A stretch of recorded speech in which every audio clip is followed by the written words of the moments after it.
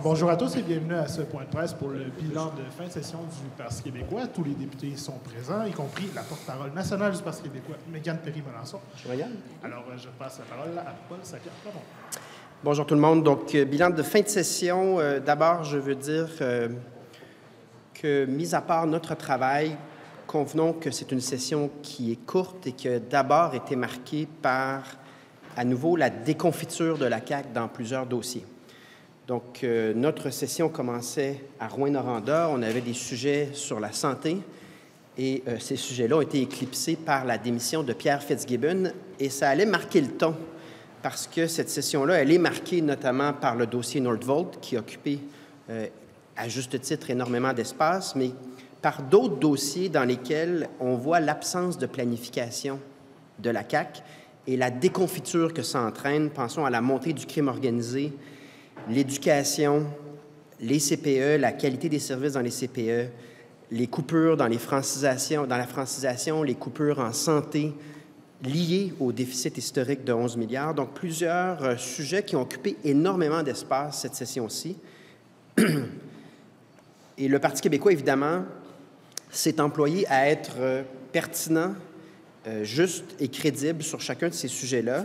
Et notre équipe de 4 députés et une porte-parole aura su, je pense, se distinguer. Donc, si on pense à l'excellent travail de Joël, il a fait une tournée sur la santé en Côte-Nord, en Outaouais, en Abitibi-Témiscamingue, à Drummondville, une tournée qu'on aimerait voir de la part du gouvernement et qui nous a permis de préparer ce que vous avez vu, notamment lors du Conseil national en matière de santé.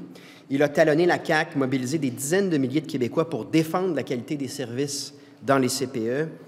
Il s'est tenu debout à plusieurs reprises pour dénoncer les diminutions de services en région. Si on regarde du côté de Pascal Paradis, il s'est vraiment employé dans le dossier Nordvolt et c'était absolument nécessaire. Rappelons-nous que dans le dossier Nordvolt, nous avons été les premiers à demander, à soulever la question des garanties. Et je m'étais fait faire un cours sur les debentures par François Legault, un cours d'une arrogance inouïe parce que, évidemment, qu'on savait c'est quoi une debenture, mais on ne savait pas comment elle était rédigée puis quelles étaient les garanties réellement. Et au fur et à mesure, le temps nous a donné raison, à savoir que les déclarations tant de Christine Fréchette que de François Legault étaient absolument pas le reflet de la situation du gouvernement du Québec par rapport à ces centaines de millions qui sont plus qu'à risque. Pascal a fait un excellent travail également dans ses prises de parole pour le projet de loi 69 pour dénoncer la privatisation du secteur de l'énergie, un sujet très important et sérieux. Son travail sur les coupures en francisation, vous l'avez vu à nouveau cette semaine, son travail également pour le recrutement des jeunes par les groupes criminalisés. Quant à notre excellent Pascal Bérubé, il a mis en lumière l'abandon des entreprises régionales par le centre d'achat groupé. Donc, en d'autres mots, il a encore mis en lumière un double discours de la CAQ. Il a mobilisé l'industrie des effets visuels par rapport à des coupes dans les crédits d'impôt. Bien sûr, on l'a vu très, très actif dans la commission qui se promène sur le temps d'écran. Et ça, on est très fiers de ça parce que, comme vous vous en souvenez, c'est nous qui avons introduit ce sujet-là. Je veux également mentionner le travail de Mégane Perry-Melançon parce qu'elle a réussi à faire passer une motion sur la violence faite aux femmes en lien avec les féminicides, c'est important. Elle a réussi à faire parler de la représentation des régions, en particulier dans la Gaspésie. Donc, nous sommes 5, 4 élus, plus une porte-parole, et on a réussi à faire des interventions pertinentes au bon moment. Dans mon cas, vous connaissez mon intérêt pour le temps d'écran chez les jeunes, mais je pense que c'est une session qui a été beaucoup marquée par les jeunes. Je suis intervenu sur le recrutement des jeunes par les gangs de rue. Je suis intervenu sur la santé mentale des jeunes et la surprescription auprès des jeunes. Je suis intervenu, vous l'avez vu, sur l'exploitation sexuelle des mineurs. Je suis intervenu sur l'entrisme religieux dans les écoles. Donc, le thème des jeunes aura été pour moi le thème principal de cette session-ci. Mis à part ça, on s'est rendu à Victoriaville pour parler de santé et donner une vision à la santé, celle de viser la santé des Québécois et non pas de prescrire toujours davantage sans se poser de questions. Rappelons qu'on a publié un document de 92 pages sur l'immigration, document qui a été bien reçu pour sa rigueur, et vous aurez vu, tant dans le dossier de l'entrisme religieux que dans le dossier de l'immigration, le gouvernement faire du 180 degrés en l'espace de quelques jours après nos prises de position. Dans le cas de Bedford, c'était notamment assez spectaculaire. Là, on nous disait qu'il n'y avait absolument aucune dimension religieuse à ce dossier-là. Et notre intervention a permis de changer le discours en 48 heures du côté du gouvernement. L'actualité continue de nous occuper, d'ailleurs, vous le noterez, sur la question de l'entrisme religieux. Évidemment, j'ai parlé d'indépendance, on a parlé d'indépendance, et on est fiers de ça, on est fiers de notre équipe. Et je considère donc qu'on a rempli nos objectifs, à savoir être pertinent, être rigoureux, être utile, puis être très, très présent, tant médiatiquement que politiquement, compte tenu de la taille de notre équipe. Donc, je remercie tous ceux et celles qui sont ici ce matin et qui ont rendu ça possible. C'est énormément d'efforts. Et donc, pour conclure, à 22 mois des prochaines élections, on demeure modeste, on demeure très lucide. Être premier dans les sondages vient avec plusieurs plures de bananes qui nous sont destinées. Mais on est devant un gouvernement qui est absolument dépassé dans la très grande majorité de ses dossiers. Un gouvernement qui ne planifie pas, qui gouverne le plus souvent sur le coin d'une table en fonction du sondage du jour. Ça n'a pas changé. Il n'y a pas de boussole qui a été trouvée à l'évidence. Et donc, aussi un gouvernement qui dit une chose et fait son contraire, de sorte que les Québécoises et Québécois n'ont plus vraiment confiance. Et nous, c'est ça qu'on veut avec les Québécoises et les Québécois, un lien de confiance. Nos prises de position ne sont pas dictées par le sondage du jour, mais par notre compréhension des enjeux. Et on le livre avec transparence et sincérité, authenticité. Et ça, pour nous, c'est important. Dans plusieurs dossiers, on veille au grain. Donc, pendant que nous, on veille au grain avec notre équipe de 5, malheureusement, souvent, la CAQ, elle dort au gaz. Et je pense que c'est ça qui nous distingue. Et c'est ça qu'on va continuer de faire dans la plupart des dossiers.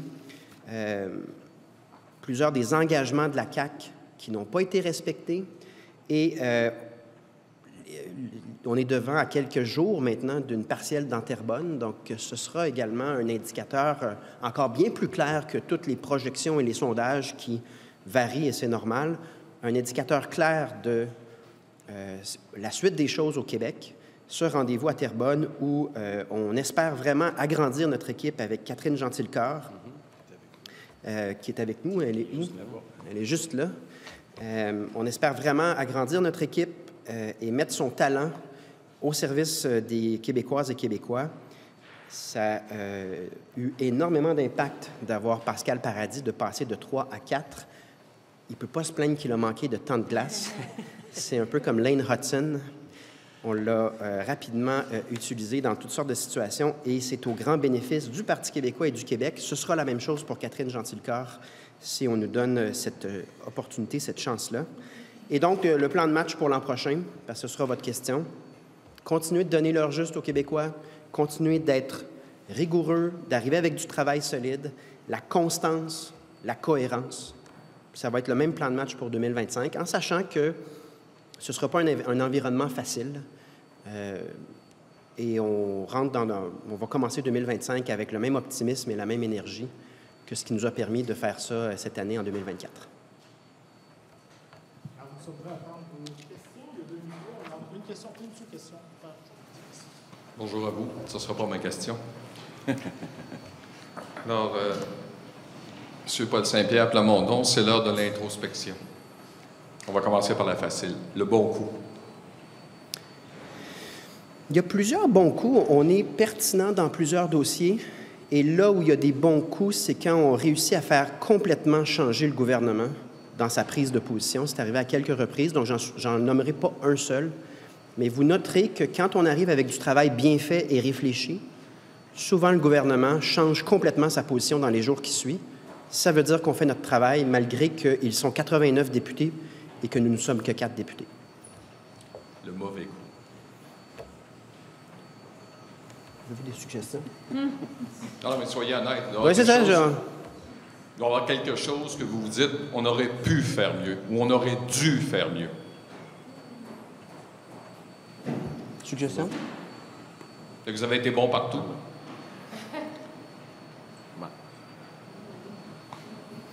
Ben, On va vous revenir, mais on peut toujours s'améliorer dans le sens où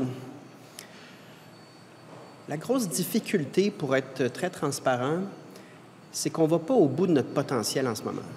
On est 4 plus une porte-parole et il y a des sujets, puis il y a des événements, puis il y a des rencontres où est-ce qu'on aimerait être présent. Et il y a une réalité très terre-à-terre. On est 4 élus. Donc, peut-être pour 2025, si on peut élargir l'équipe, oui, on va augmenter notre niveau de jeu. On n'est pas à notre plein.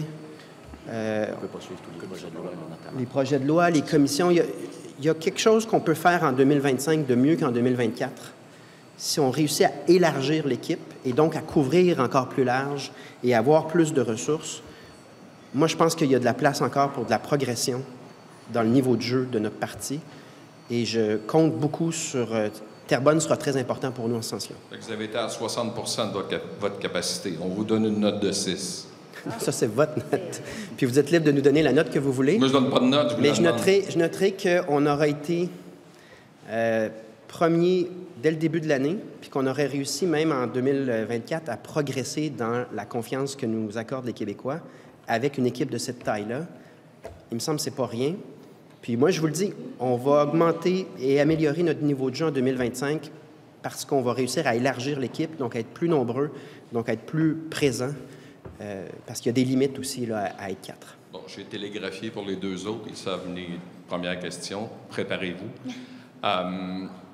Sur Laval, vous en pensez quoi de ce qui se passe aujourd'hui, de la fameuse école religieuse et tout ça, là? Souvenez-vous que lorsque j'ai nommé qu'on avait des enjeux d'entrisme religieux, il y a eu toutes sortes de réactions. Voici un autre cas. Et devant ce qu'on pensait qui était la situation au Québec, c'est-à-dire que ce n'est pas un cas isolé à Bedford, nous allons revenir à la prochaine session avec nos propositions, avec nos intentions pour la laïcité et la prévention des entrismes religieux et des entrismes idéologiques. C'est une question qu'on a imposée au gouvernement parce que le gouvernement faisait semblant qu'il ne se passait rien. On va revenir, comme on le fait dans plein de dossiers, avec une planification rigoureuse puis des propositions précises au retour des fêtes. Oui, bonjour. Bonjour. Vous avez parlé tout à l'heure des pelures de bananes qui venaient avec votre position dans les sondages. À quelle pelure vous pensiez? Chaque semaine. Il y en a. Disons que la situation intéressante du Parti québécois, c'est que non seulement on n'est pas nombreux, mais tous les autres partis de l'Assemblée nationale ont des choses à dire sur nous. Mais en plus, il y a un autre palier de gouvernement qui est complètement de trop et qui s'emploie à également chercher comment on peut faire trébucher le Parti québécois. Ça va avec cette position-là. Mais je note que durant toute l'année, on aura été dans cette position-là, puis on a été capable de maintenir le rythme, de maintenir la qualité. Donc, prenons 2025 avec la même approche, en sachant qu'il n'y aura pas de balade dans le parc facile et que ce sera exigeant. Est-ce qu'il y a un sujet dont vous auriez aimé qu'on parle davantage, qui s'impose davantage? Bien oui, il y en a un. Je vous parlais des jeunes. On a demandé à ce qu'il y ait une commission sur le recrutement des jeunes par les gangs de rue. Les témoignages qu'on a sur le terrain, parce qu'on prend la peine de comprendre ce qui se passe, de faire notre propre enquête, c'est que dans certains quartiers de Montréal, les jeunes sont forcés de rentrer dans le crime organisé, sinon ils se font casser la gueule. Et même chose pour la prostitution des mineurs. Le phénomène est absolument inquiétant. Et hier, on a eu la réponse du gouvernement, est-ce qu'on peut avoir une commission sur le crime organisé? Puis la réponse, c'est non. Comme s'il ne se passe rien, comme s'il n'y a pas de problème, comme si on ne prend pas au sérieux cette situation-là du côté du gouvernement, ça nous interpelle énormément. Parce que ce sont des mineurs, c'est notre avenir, puis on est dans l'indifférence, des réponses qui manquent d'empathie, qui manquent de sérieux. Rappelons qu'une commission, c'est de prendre au sérieux un sujet et de faire venir tous les experts et les intervenants qui peuvent éclairer des élus pour qu'on ait la bonne réponse le plus rapidement possible. Quand le gouvernement dit non à une commission sur quelque chose d'aussi fondamental, c'est que vraisemblablement, on ne trouve pas nécessaire de consulter, puis on ne trouve pas que c'est un sujet assez sérieux pour mobiliser les ressources de l'Assemblée nationale. Quand ça touche aux jeunes, moi, ça m'interpelle énormément. Juste en lien avec l'histoire de ce matin là, de l'organisme communautaire là, qui vous reproche. Là, Ben oui. Bon. Qu'est-ce que vous diriez à des gens qui pourraient avoir l'impression que le PQ fait une espèce de repositionnement vers des sujets plus loi et l'ordre? Vous parlez beaucoup de police, d'enjeux comme ceux-là de sécurité, des sujets peut-être qu'on pouvait associer à d'autres formations politiques. La défense des jeunes, c'est à proprement dit le rôle d'un État social-démocrate que de s'assurer de l'épanouissement, de la qualité de l'éducation. Et revenons là, sur ces commentaires sur la panique morale que j'engendre. Premièrement, je remercie Québec solidaire, les libéraux et la CAQ d'avoir tous voté en faveur de la motion qu'on a mise de l'avant. Donc, ce n'est pas la motion de PSPP, mais celle de plus de 100 élus qui ont voté en faveur. Et ça parle de notre époque, mais la réplique de l'organisme est quand même absolument parlante. Quand tu affirmes qu'il y a du positif dans le fait que des mineurs échangent leurs services sexuels en échange de rémunération, puis que tu dis le problème, c'est moi, puis la panique morale, ça ne fonctionne pas, là.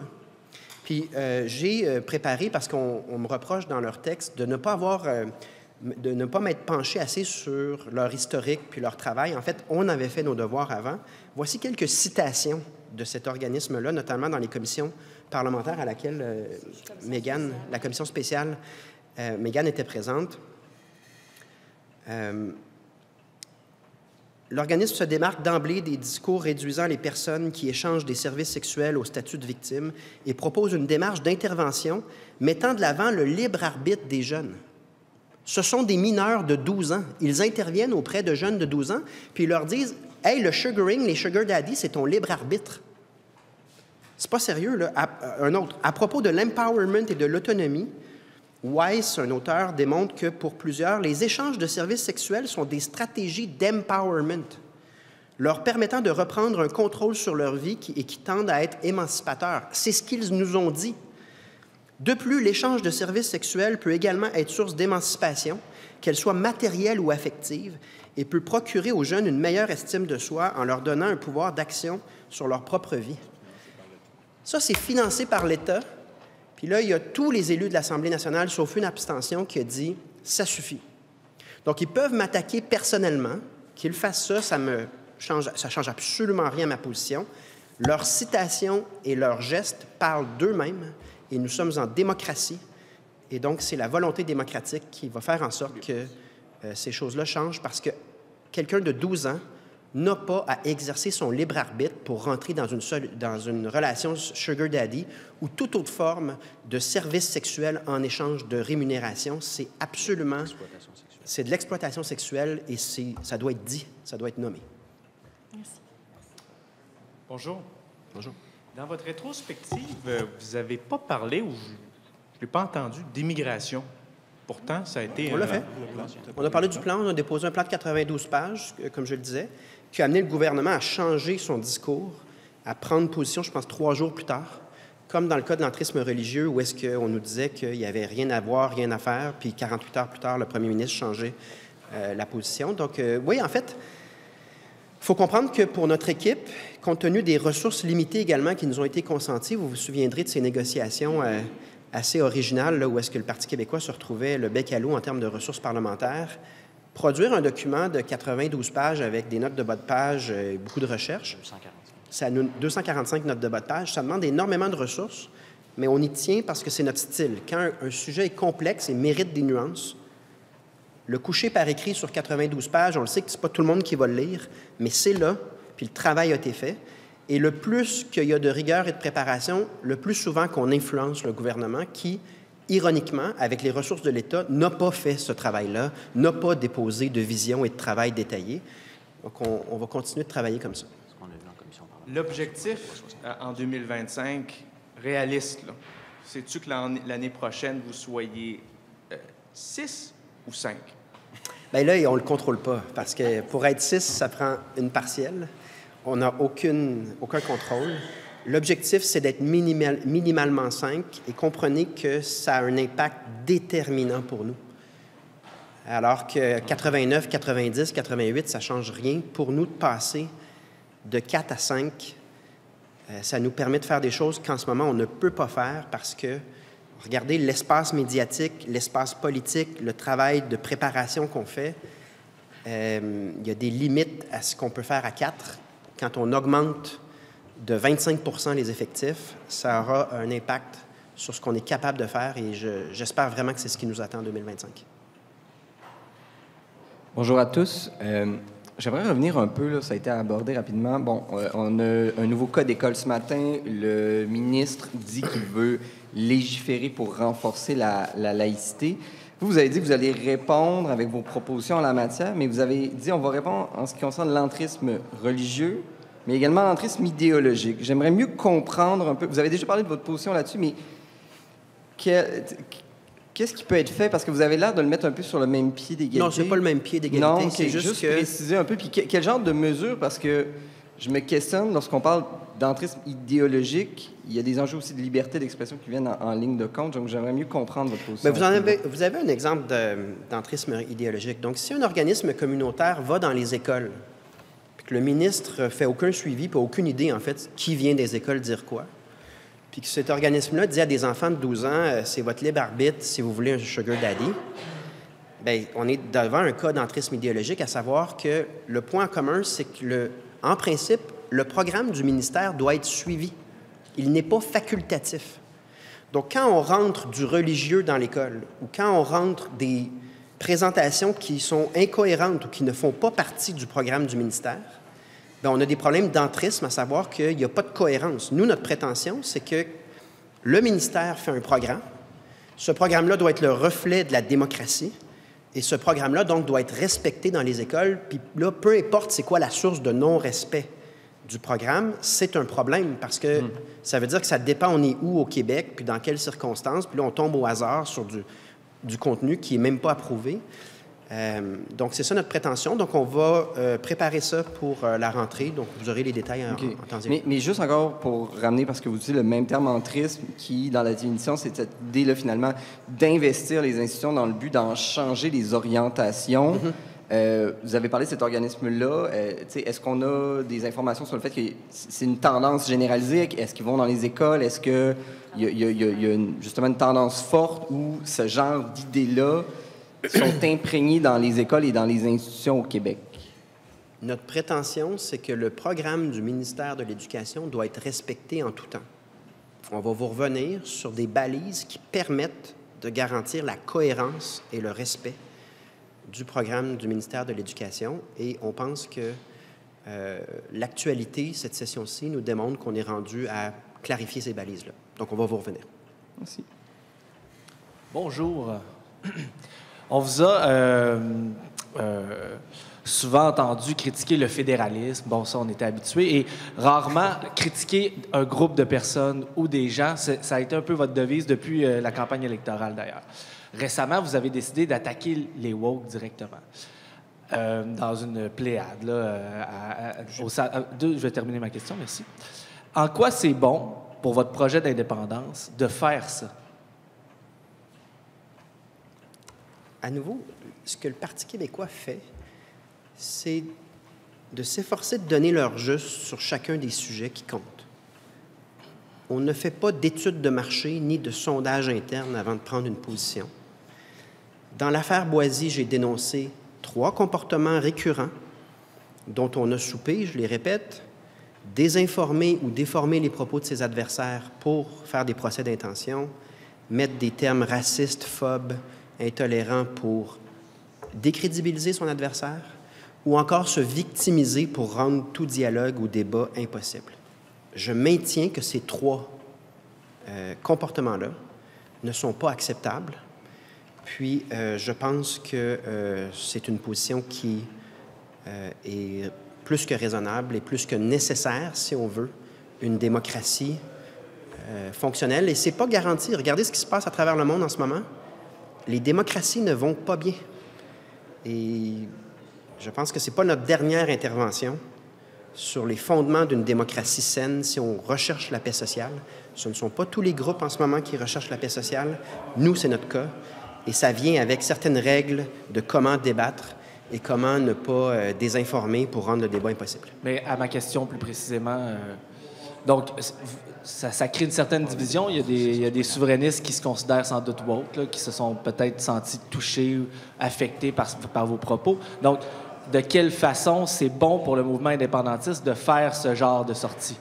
C'était ma première question. Donc moi, je présume que peu importe où se situent les gens, l'identification des 3 comportements que nous jugeons inacceptables ne pose pas problème pour la suite des choses parce que ce sont 3 comportements inacceptables. Je ne verrais pas quelqu'un dire que c'est du wokisme. Je verrais pas. Vous l'avez nommé à plusieurs reprises. Là, ce matin, vous n'avez jamais dit le mot aucune fois. Non, mais ça peut être woke, gauche radicale, néo-progressisme. Peu importe l'étiquette qu'on met là-dessus, les comportements que j'ai identifiés sont clairs. Et je ne vois pas d'indépendantistes dire « Moi, je tiens absolument à ce qu'on désinforme puis on déforme les propos. Puis je trouve ça important d'accoler des épithètes à mes adversaires. » Je ne vois pas ça arriver.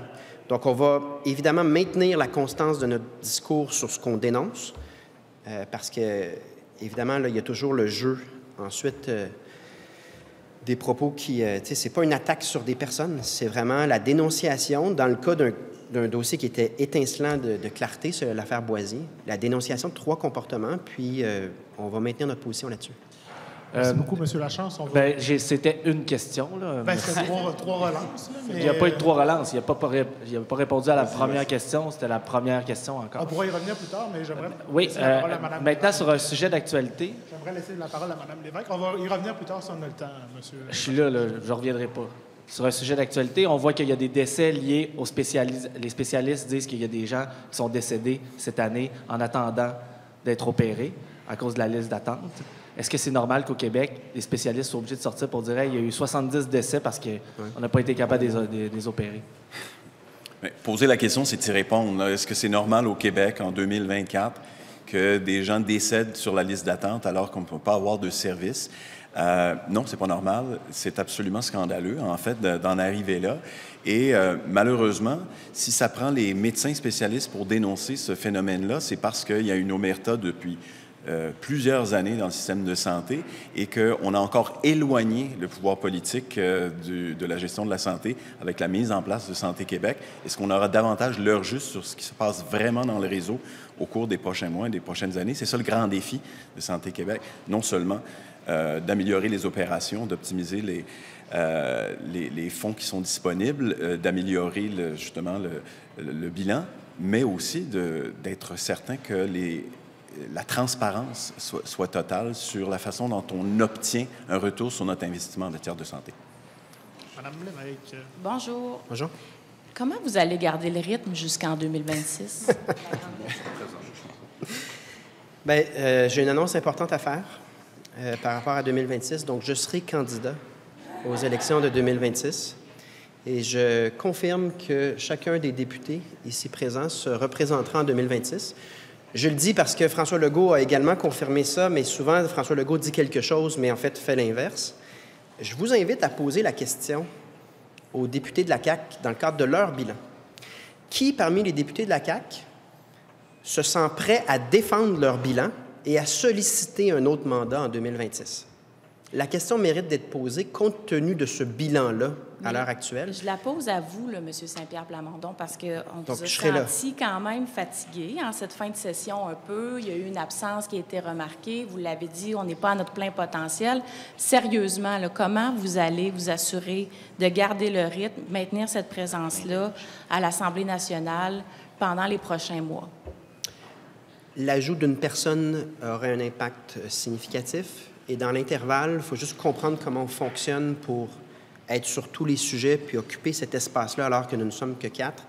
On est dans une course à relais où des fois, la personne qui vient de sprinter un 100 mètres passe le témoin. Et un gros avantage qu'on a, c'est la cohésion. C'est-à-dire que peu importe à qui vous parlez, la réponse sera la même et du même niveau. Ce qui nous a amené à faire ce système de rotation pour se donner une chance. Évidemment que s'il y a une personne de plus dans la rotation, ça nous aide énormément. Et nul doute que les fêtes vont nous permettre de siroter un chocolat chaud, puis qu'on va revenir top shape Mais en est-ce janvier. que, par rapport à cette absence-là, on vous a pas entendu, on vous a lu, mais est-ce que vous trouviez que c'était une critique qui était injuste? C'est-à-dire que mes adversaires vont trouver à peu près tout ce qu'ils peuvent pour me critiquer. Donc, on était dans une situation où j'avais travaillé, grosso modo, 14 jours consécutifs. Et compte tenu du degré de préparation pour un sujet sérieux, c'est pas moi qui ai pris ce mandat-là, c'est Pascal Paradis. Pour autant, j'avais publié ma position sur les tarifs. C'est notre manière de fonctionner depuis quand même plus d'un an. Ça vient pas un peu avec le travail, travailler 14 jours consécutifs quand on veut aspirer à prendre le pouvoir? Oui, mais surtout, ça vient avec la situation d'être 4 que d'avoir cette passation de témoins dans l'optique de toujours livrer de la qualité. Si tu n'es pas en état de bien te préparer puis de ne pas livrer de la qualité, passe le témoin au prochain dans le cadre de cette course à relais-là parce qu'on a la qualité. Peu importe qui, je m'excuse de parler de baseball, là, mais peu importe qui vient au bâton au Parti québécois en ce moment, c'est la même moyenne au bâton puis les mêmes aptitudes. Et ça, c'est notre grosse force. Donc, compte tenu de cette difficulté là, de couvrir tout le temps alors qu'on est si peu nombreux, on a cette rotation-là. Et si on va chercher quelqu'un de plus, évidemment que ça fera une différence importante, mais jamais couper sur la qualité puis la préparation. Merci. On va passer en anglais. Good morning. Good morning. You mentioned earlier that Pierre Fitzgibbon stepping down sort of set the tone for the session, in your view. What exactly do you mean by that? Well, when we prepare for a new session, we identify what we want to be talking about, what we think are the most relevant issues in our society. And what we've seen this session is the CAQ's situations took a lot of space, and then we are bound to comment on Fitzgibbon not continuing and the impact on a bill that is privatizing energy and on Nordvolt and so on. So what I see from this session is how much time we spent on commenting the fact that the CAQ didn't prepare and manage correctly over the past 6 years, and now it has obvious consequences. So it takes up a lot of space. So that's one characteristic, I think, of this session, yes. On religion in schools, what do you make of the fact that Mr. Drainville waited until the last day of the session to announce he would eventually be tabling a bill to sort of tackle that issue? We need to remember that Mr. Drainville thought there was no issue of religious entry in our schools. And as in many files or many topics, the CAQ waits until the situation is really difficult to manage to try to do something. And that's called lack of preparation, lack of rigorous preparation. How would a PQ government do better than the CAQ with this case of Saint-Maxime that we can see in the media today? How would you better? Well, it's really interesting. The party that said that prayers in school was an issue and that we needed to do something about it was the Parti québécois. And then they did something. And the party that said there is a religious entrism issue here at Bedford, and it might be much broader than what we think, was the Parti québécois. They changed their discourse. So what would be different with the Parti québécois is that we would work ahead and we would not wait and overlook important issues to the point where now we're in a situation where in panic they will try again to improvise something. We're not in the mood for improvisation. We work ahead of issues, and I think that's a very distinctive trait from It's still not approach. clear for me. Like, would you reinforce the laws? Like, would you? Yeah, we'll present how we'll reinforce the law and make it more clear on certain topics. We'll do that when we come back from the vacations. Just a clarification of Mr. Fitzgibbon. Mr. Legault wanted this to go away like quickly. So this is why he took this decision rapidly. Do you think his political instincts didn't work in this case? I think he's still looking for his boussole. What is boussole in a compass? I think it's... He made that joke, by the way. It's one example among many during this session that he's still looking for a compass. And I mean, we can see it, but what can we do at this point? We're just 22 months away from the elections. So we're not anymore in the mood of saying, can we find a compass for François Legault? We're in the mood of preparing ourselves to do better. Okay, so this is my last question. You said that it would be pivotal for you to win the 2 potential future seats, Terrebonne and Arthabaska, is because you're 4. And you're holding the fort with 4 MNAs with the pressure to do well because you're the #1 in opinion polls since more than a year now. Is it an admission that it is tough? Oh, I never said it was easy. I never said it was easy. We are independentist Vikings. And we've been holding the fort for 2 years now, and we've been doing good. We would welcome reinforcements. And even if we wouldn't get it, we would maintain the same quality, I think. But there's a price to everything. I never said it was easy. To the contrary. Good morning.